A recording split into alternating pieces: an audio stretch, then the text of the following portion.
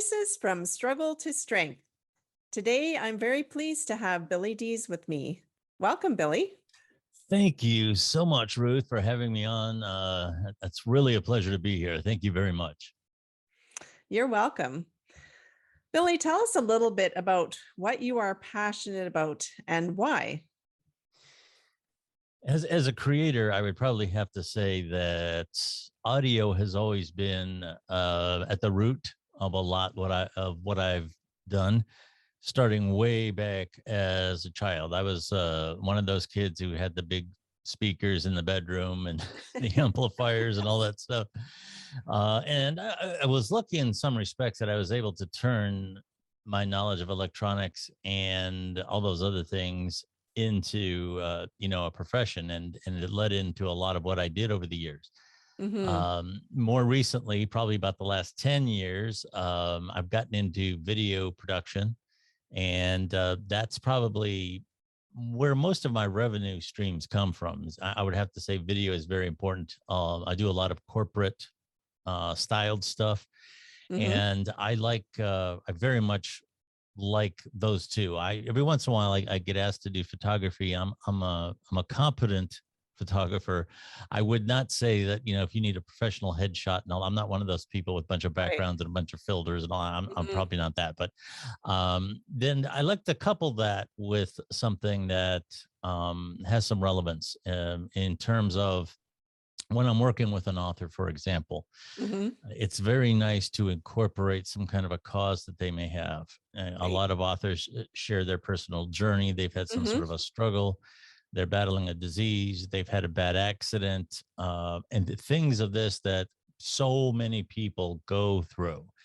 Right. And it's so nice when you can obviously help somebody market their book, but by Mm-hmm. the same token, play a part in getting some content out there that is going to help other people, because that is so important. I don't know how many times over the years those types of opportunities have come along, and people have said, I'm so glad that I wasn't alone. I'm so Right. glad that I wasn't the only person that deals with that, and helping them share that message is very important. Mm-hmm. Yes, feeling alone is not fun. And it is very important to share our stories. And that's one of the reasons that I do this podcast. So thank you for being willing to share your story. Absolutely. So let's go to your story. Share a bit about some of the difficult events that you've experienced. Well, it's hard to go through some of these things and not seem like you want sympathy. I got through these things. I probably was thrown my first curveball, as it were. My dad and I had a complicated relationship. I won't go into all that, but he did keep his foot up my rear end, which I needed. I'll be the first, not to deny that I needed it. I was a bit of a rambunctious kid, Mm-hmm. and my senior year, he started to complain that he wasn't feeling well, and he went to a couple of different doctors. Mm. And out of desperation, my mom picked a doctor out of the phone book, and that doctor knew right away. Upon the first office visit, he told my mom, "Your husband's a very sick man." Mm. And he ended up having cancer, and unfortunately they gave him 2 weeks, and he lived Wow. about 9 days of those 2 weeks. And as it turned out, at the time of the year that it was Memorial Day weekend, and my graduation, I believe, was on a Tuesday night. And I went to my dad's funeral in the morning, and then I went to my commencement that same night. Oh. Uh, yeah, so that kind of I lost that disciplinary figure, which I did need, Mm-hmm. and not to say that I made necessarily bad choices in life. I always managed to stay out of trouble and things like that, but in terms of business and things like that, I was kind of the victim of early success. I started to rest on my laurels a little bit. Mm. And through the years, that was in the mid 80s. And I did very well for about 10 years working on my own, did very well for about 10 years. But I did not, here again, I lacked the discipline. Mm. And here again, it wasn't necessarily recklessness. It was just ignoring things that in the marketplace were changing. I had a Mm-hmm. sound company, Okay. And I ended up, I ended up with a massive amount of debt. Mm, And I considered bankruptcy, but I put my nose down and I liquidated everything that I could. I liquidated a lot of equipment. I mm, liquidated a lot of, I sold my home. I got a small mm, apartment, mm, took every side job that I could. And then I started, for the first time, started working a full-time job working for someone else as an mm. employee. Cause at the Okay. time I had done some spotty stuff, Right. but the business that I started when I was 19, 20 years old had carried me through my early 30s. Mm-hmm. And so I started working for other people, and those were a lean couple years. Mm. And that I think, to not rest on your laurels is probably, I've gone too far the other way. I've had people tell me now that I'm too conservative with a lot of the decisions that I've made. But yeah, that was kind of those 20 years there, becoming an adult, I would say. And not that you're not an adult technically when you're 21 years old, but I didn't start to become the person that I am now until about the time I was in my late 30s. Mm-hmm. So it took a while for me to settle down and get on the right track. Mm-hmm. Well, thanks for sharing with us. Yeah, it's tough to lose a parent at any time, but when you're that young, I can't Yeah, imagine. Yeah. yeah. So was there a particular time, um, let's go into your when you were in debt, maybe, when you knew you had a choice to make? Well, the choice was declare bankruptcy or do what I did. Mm-hmm. And fortunately, I was able to get through it. Mm-hmm. And nothing against people who declare bankruptcy. There are Right. times when that is a viable option. Mm-hmm. I had enough assets that I could liquidate. I paid off most of my debt. That I'm going to say within 90 days, I had about 40% of it paid off, but Wow. that was from liquidating Mm-hmm. a lot of the assets that I had. Mm-hmm. And the rest of it was about a 2 or 3 year period, not buying anything, Mm-hmm. living in a 1 bedroom apartment. Mm-hmm. And this was right at the time that 9/11 happened. So that was a real odd time for me. That was a scary time in so many ways because I wasn't sure what my financial future was going to be like. Right. And when then there was a lot of uncertainty about our own country and the economy, what was going to happen to the Mm-hmm. economy. And my mom at that time was alive. She has since passed, but I always made sure that I took care of my mother, made sure she was okay. So I had a lot of responsibilities. And by that time, she was getting to the age where she was still doing very well then, health wise, but she was Mm-hmm. getting to the thing there when I needed to check on her and stuff like that. Right. So it was, yeah, that period of about 4 years there were very lean. Tough. And yeah, Yes. they were lean, but I did get through it. And that was, I think it was a humbling experience. Not that I was overly into myself before, but the idea that something that those kind of problems happen to other people, that Right. that was cleared up pretty quick. Yeah, Yes. So how have those struggles made you a stronger person? no question. Here again, I think being more aware of the decisions that I'm making. Mm, Um, I was so far out of it in terms of not managing my finances that I didn't realize how much debt I was in until one day I started noticing that the credit card payments and some of the other stuff were getting difficult. mhm, And I sat down with a calculator and went through all my bills, and I about keeled over. I mean, it was an enormous amount of money. mm, And, you know, I, I, I would have to say that now, I'm very careful. I know where my finances are. I know where things are getting out of control, where I have to cut back. Uh, I know where I have to make sure that there's revenue coming in. And if anything, a lot of times my wife will tell me that there's something that I want that doesn't cost that much. She goes, "Well, why don't you just buy it?" And that it in that moment, in that instant, you can tell yourself it's probably good to do that. I think a little self-care and rewarding yourself is a good thing. But Right. in the past, I just said that too often. And Mhm. and it wasn't so much that I bought a lot of extra stuff. I just did not maintain my costs running a Right. business the way I should have. So that's probably I'm a lot more resilient now managing finances and being aware of my goals. Absolutely. Mhm. And I'm assuming your dad's death made you more compassionate and understanding of things that other people were going through as well.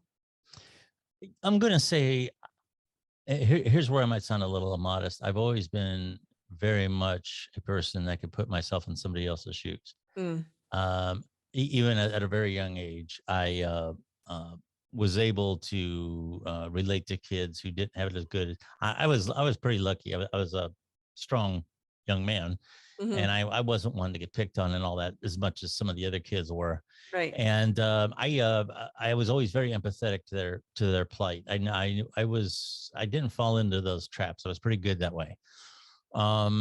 And my dad and I had a strained, like I said, an odd relationship. Right. That one, I think the hardest part about that was my dad was very indestructible.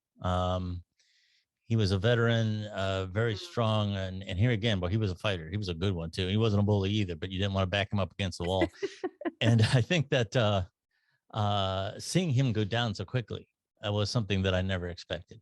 I Mm. honestly, and I'm just being honest here, my mom and I always figured he was going to get killed. He was going to do something crazy, get in a fight, or he was going to get so mad that he was going to have this massive aneurysm. He did suffer from PTSD, Okay. and that made him difficult. And Mhm. I have understanding for that, but there was a lot of craziness that went on in that house.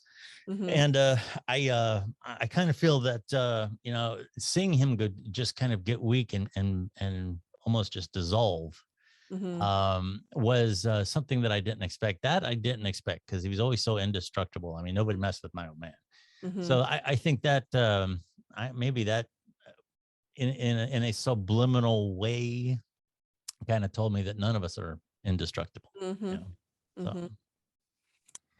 We are all human and our days are numbered. yes. What doors or opportunities have your struggles opened for you?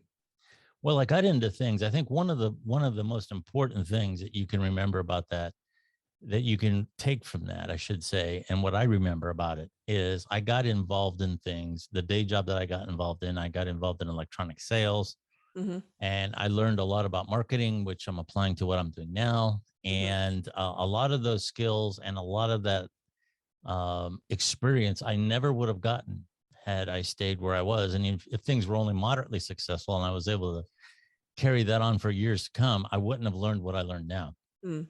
And I think a lot of times situations like that force you to Mhm. learn things that you wouldn't have learned otherwise. And in the long run, they might serve you along better. So once you weather that initial storm, I'm Right. probably doing a lot better now than what I would have had I somehow continued through that period with what I was doing. Mhm. Yeah. So, do you have any advice for people who are going through maybe debt? Yeah, the worst thing that you can do from my point of view, and this is only from my point of view, is just keep looking at those numbers. I mean, you have to be aware of them. But what I did was I broke them apart. These were the ones I can get rid of quickly. Mhm. These are the ones I'm going to have to work on. And you just design a plan and you stick to it. Mhm. And you don't have to review those numbers every single day. Mhm. You don't have to tell everybody that you meet that you're going through those troubles. Mhm. um, you just keep your head down and you get through it. And a lot of people find strength in different things. I'm not really one to preach faith.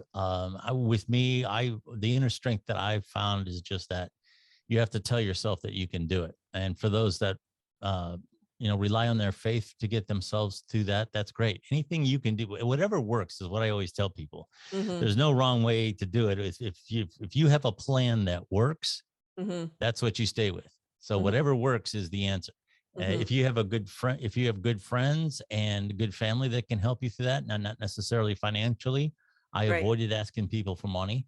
Mhm. But if you can just help, have whether it's advice or lending a hand on a project that you're working on and just give you good moral support, that's very helpful. But unfortunately, you can't rely on that. You Mhm. can't. Most people are not going to come through for you in those moments. I don't care how much you want to talk about the strength of humanity. Mm. When you're down is when you are not going to get the help that you need. You'll get the cheers when you're winning, and that's when you need them the least. That's Mhm. just the way life is. Mm. So, but yeah, just keep your head down and plow through it.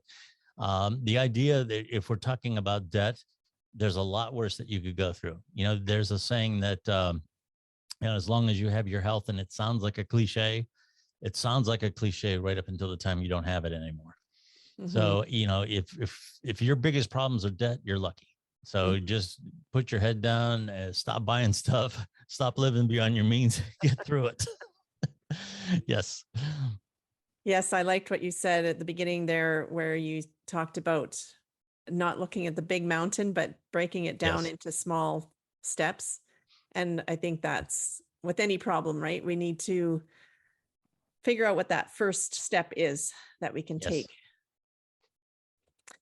Is there anything else that you would like to share? I always tell people be kind. I mean, I've had my struggles. I've had, I talked like I was real tough through that period, and I think I did pretty good for myself in all fairness. But there were days when it was bad. The stress was bad, the anxiety was bad, the concern about my future was bad, Hmm. and you never know what somebody else is going through.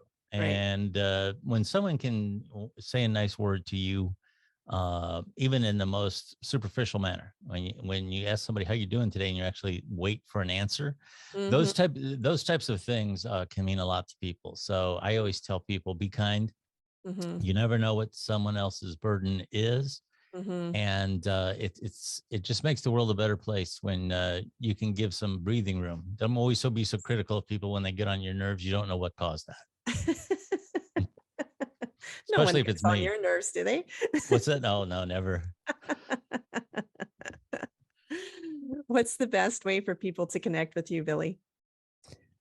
Well, probably I'm going to say Twitter, and even if you don't have Twitter, you can still go to my Twitter page, which is at Billy Dees. I don't have any fancy screen name, and there's a link tree on there. So there's a link to, if you don't have Twitter. I mean, obviously, if you have Twitter, you can tweet me or what have you. But even if you don't have Twitter, you can engage one of those links. There's a bunch of social media links there, and there's also my website there. My website also has a place that you can email me on. So there's plenty of ways that you can find to connect with me. Yep.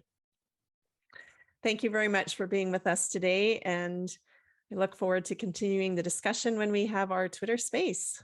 That will be awesome. I will anticipate that very much. Thank you. You're welcome.